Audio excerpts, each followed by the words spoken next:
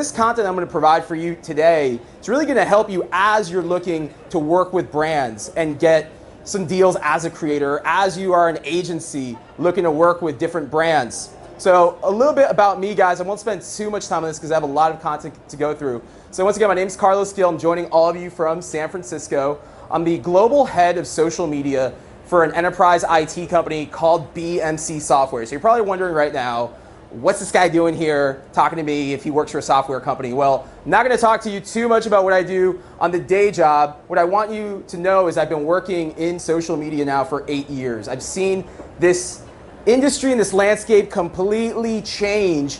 And a lot of that change has actually happened with Snapchat.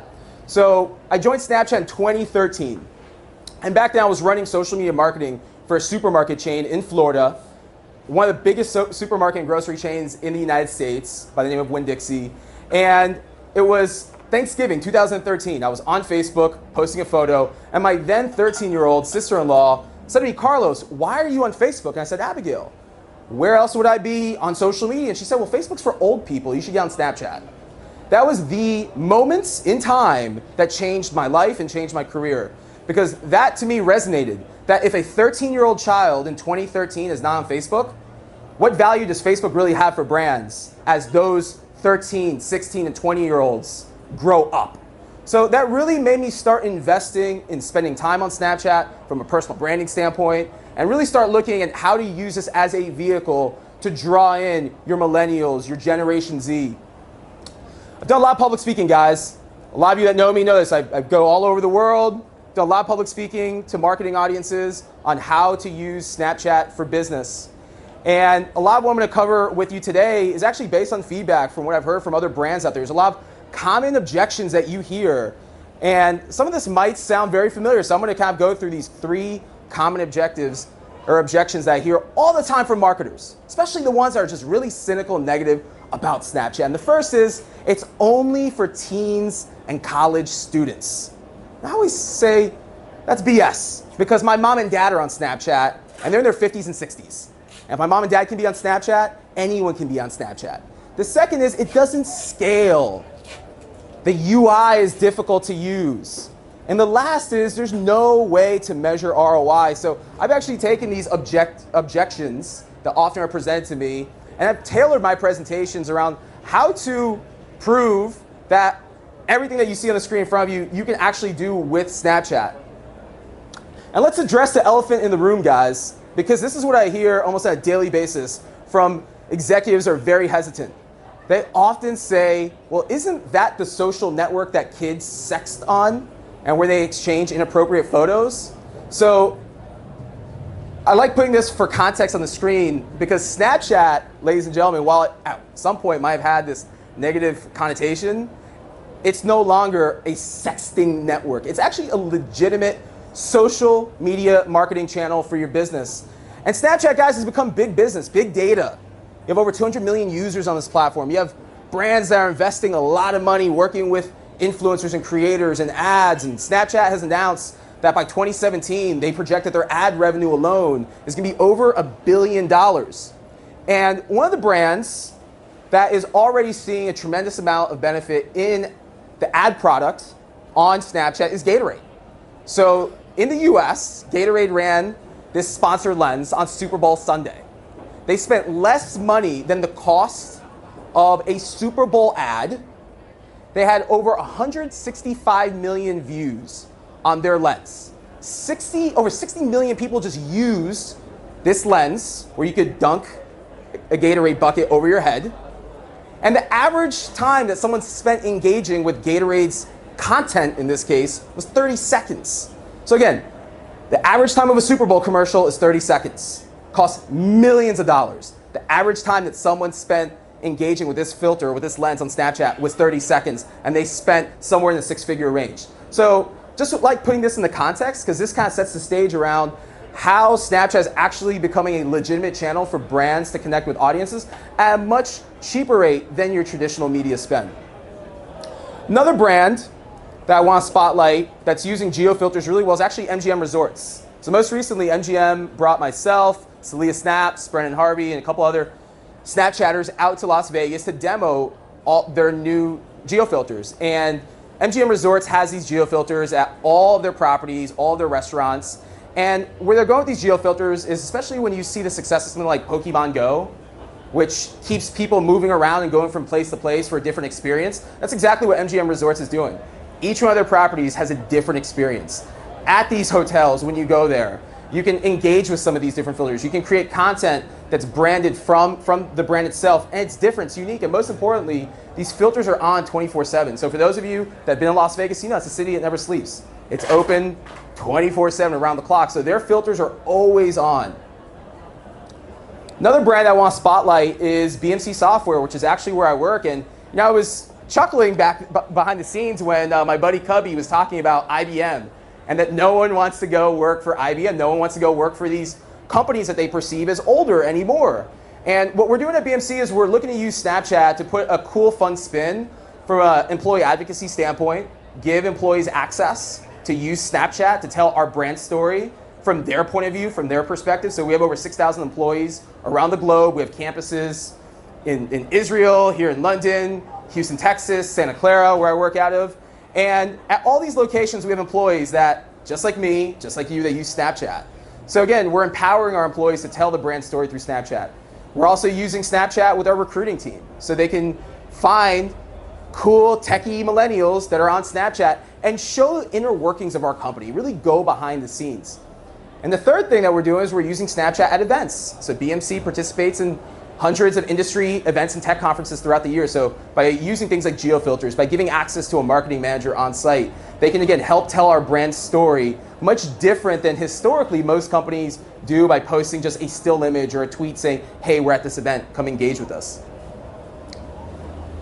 So spoiler alert, guys, Snapchat, it's no different than what you've already been doing historically on social media. And here's where I'm going with this.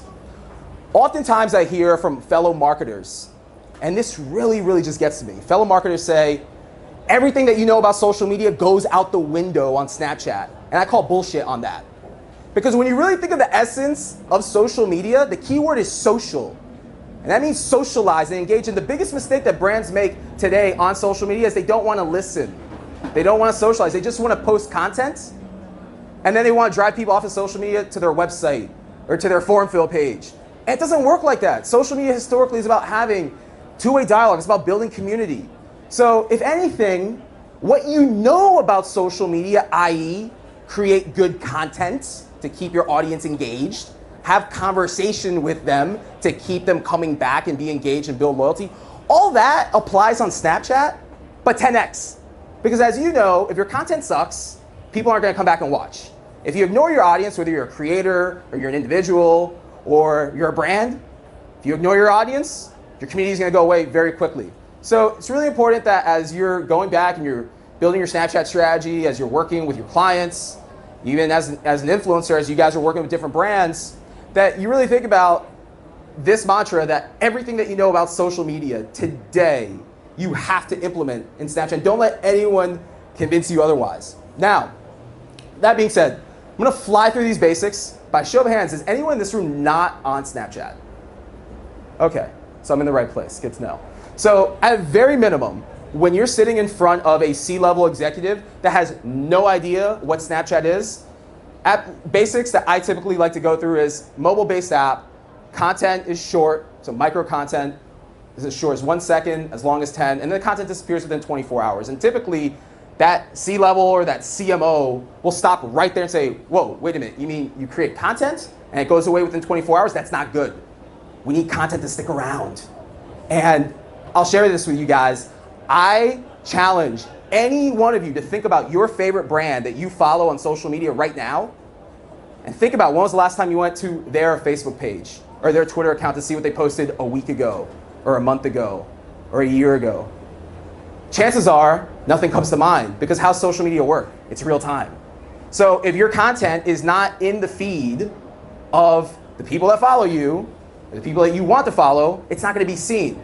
And this is where I really like to focus on with fellow marketers, is you have a very short window to capture someone's attention. And if they don't see your content within almost minutes of the time that's been posted, they're not going to see it. So you can have all this reach on Twitter and on Facebook and all these other channels, And you can try to disregard Snapchat, but the fact remains, based on research and stats that I've conducted, I know many of you do too, you have an audience that's much more engaged and dialed in on Snapchat because the content disappears. Now, I like to say this and put it in layman's terms. Snapchat is Twitter meets YouTube. Simplest way to describe Snapchat to any executive. It's Twitter meets YouTube. And where I'm going with this is that the content that you create on Snapchat, it's short. It's, again, micro content. This is your comparison to the 140 character count on Twitter. I've always said that Twitter is a no bullshit social network because you have to get your point across in 140 characters or less. With Snapchat, you have 10 seconds or less. The video comparison comes in because the majority of content that's created and consumed on Snapchat is in the form of video. So I always like to say to brands, think of your brand's Snapchat account as like you would your YouTube channel. It's where you go put information to inspire and engage, and that's where people keep coming back because they want more of that inspiration and they want to be engaged. Now, why does Snapchat matter to any company?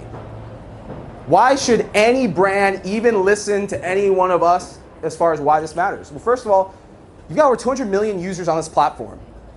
Snapchat right now is the second most active social network around, right behind Facebook. So this is a 5-year-old social network that has actually exceeded where Facebook was 5 years in the game based on user growth. And what you see on the screen in front of you is a study that Edison did earlier this year, and it shows Snapchat's growth trajectory amongst brands. So back in 2013, only 3% of brands in social media were on Snapchat.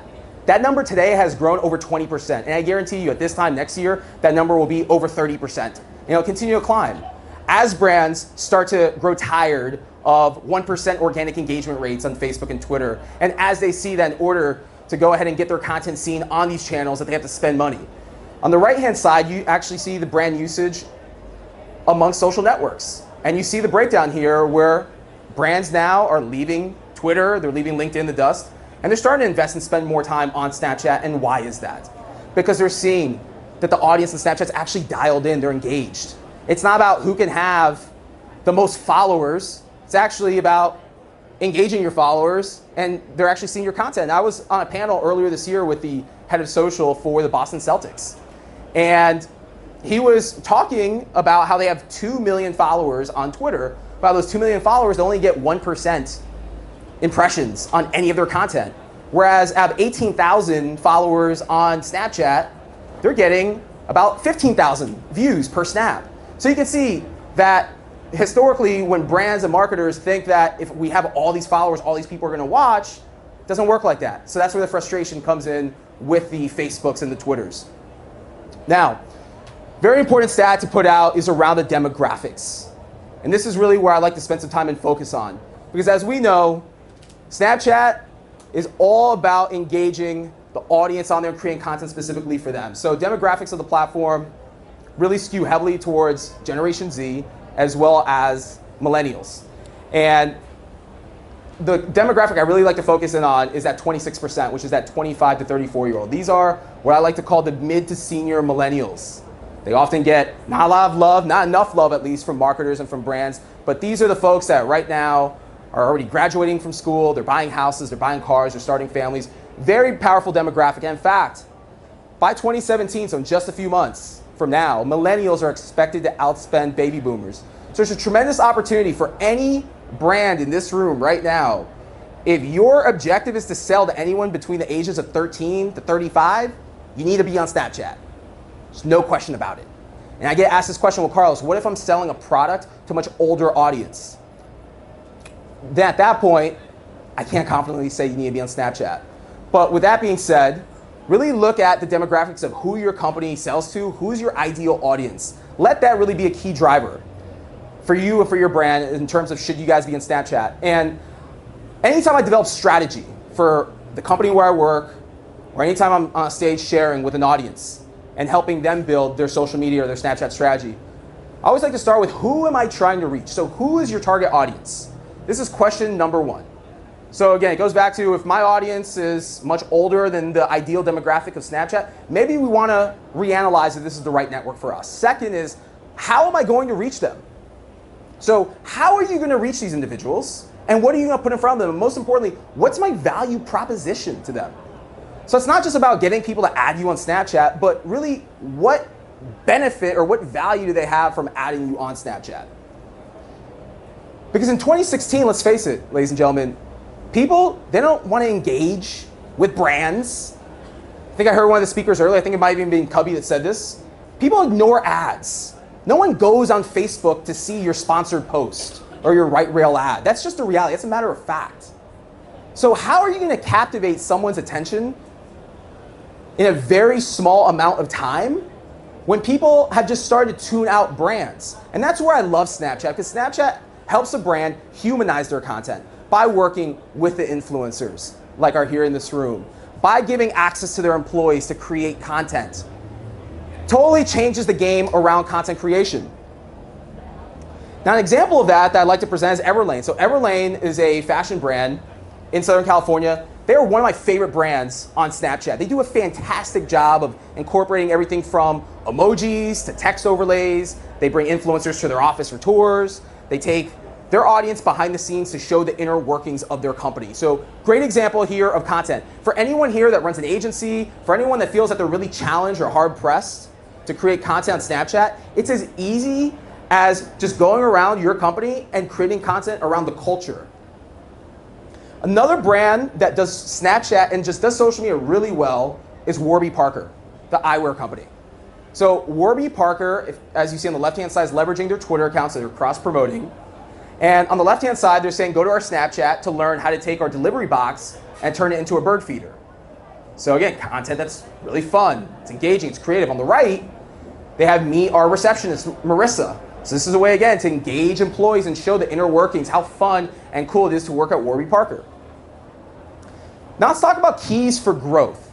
Because most brands, they get on Snapchat and right away they get frustrated because it's not as intuitive as the other social networks in terms of growing your account. So I'm going to kind of go through this step by step. One is, if you have an existing social media presence, you have to leverage your social presence to grow your Snapchat following.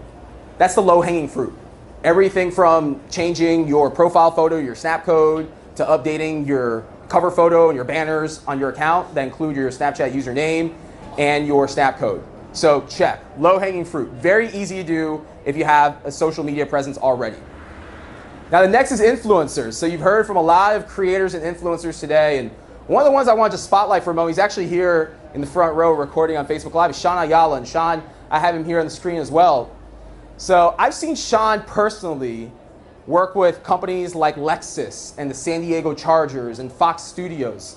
And this is a way that if your brand is challenged, meaning you don't have the resources internally to create this amazing content and create art, working with influencers bring you not only reach because they have followers, but they bring you an ability and talent that many marketers, myself included, don't have. That's storytelling skills. The hardest thing for a marketer is to pick up a phone and talk and actually explain why someone should go shop or buy from their brand, as funny as it sounds. And I like to use myself as an example because I like to do this on stage. I like to go on Snapchat and provide actionable tips, but I can't draw.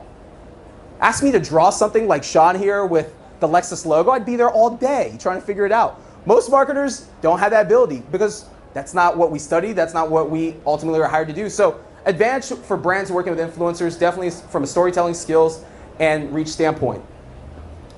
Next, a growth hack that I tried earlier this year was running Facebook and Instagram ads. So if you're looking to grow your account very quickly, you can do things like a paid media campaign. I spent $50 in February and I gained over 1,000 followers on Snapchat by running a mobile optimized dark post on Instagram and Facebook that was targeting fans of Snapchat on Facebook. They had to like BuzzFeed's page and they had to like Mashable. And they had to live in the US and be between the age of 25 and 34. So again, I ran an ad, US based only could see it on a mobile device, 25 to 34, and you had to like those 3 pages to see my ad. Spent $50, gained over 1,000 followers, so any brand can do this. Next is keys for creating content. So growing your Snapchat account is one challenge. The next challenge is how do we create content. And these are some of the principles that I like to spotlight. One, it's all about being human, guys. If you go on Snapchat with the same rhetoric of what you're giving on other social networks, buy from us, we have this sale, you're gonna fail and you're gonna fail fast. And it's not gonna work out for you.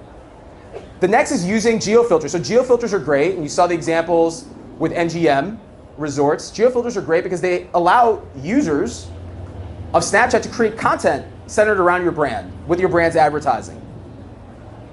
And one of the tactics that I recommend is going behind the scenes with your content. So again, most companies, you take part in your own annual events, you participate in trade shows, you have a cool, really fun culture at your organization.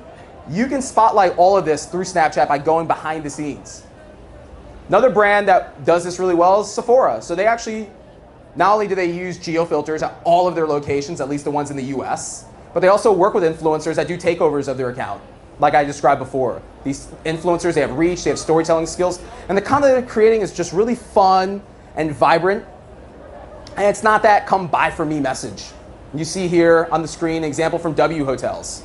And look very closely at the messaging that they have on their geofilters. They have really cool, fun sayings that resonate with millennials, which again goes back to knowing your audience. So, wish you were here, auto reply, out of office, current situation.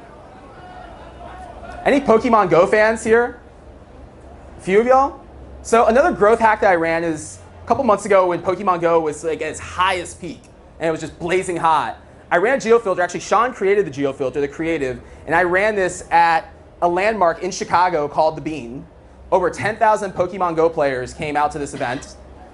Almost 800 users on Snapchat in a 4-hour span used this geofilter, and it gained over 200,000 impressions. Does anyone here want to take a guess at how much I spent for this activation? I spent $5.97. $5.97 gained me over 200,000 impressions on Snapchat. And what I learned from this that I can share with all of you at speaking events like this is that if you want to be really successful in running a geofilter, you have to pick an area where people are going to be taking out their phones and they're going to be snapping. So it's not so much let me run a geofilter at my office and hope that 1 or 2 people use it. It's let me run a geofilter at a sporting event, at a college job fair, at a recruiting event where I know a lot of people are there, and in between having to speak to someone, they're on their phone, they're looking down, or they're taking selfies and creating content. Now let's talk about keys for converting. Who in the room knows who this person is? Come on, London. What's his name? DJ Khaled. DJ Khaled's one of the most viewed people on Snapchat. And the reason why I have DJ Khaled in every single one of my presentations that I do is for one reason and one reason only. It's not the fact that I'm from Miami and he's from Miami. It's because DJ Khaled has been able to do the one thing that most Fortune 500 brands in the year 2016 have not figured out how to do. Do you guys know what it is? It's build community. Right now, most companies struggle with just how to engage people on Twitter and how to engage people on Facebook. DJ Khaled, a rapper, has cracked the code of social media. And I say every brand, as crazy as this might sound, every brand needs to be like DJ Khaled. And what does DJ Khaled do on Snapchat that makes him successful, besides riding around jet skis and getting haircuts?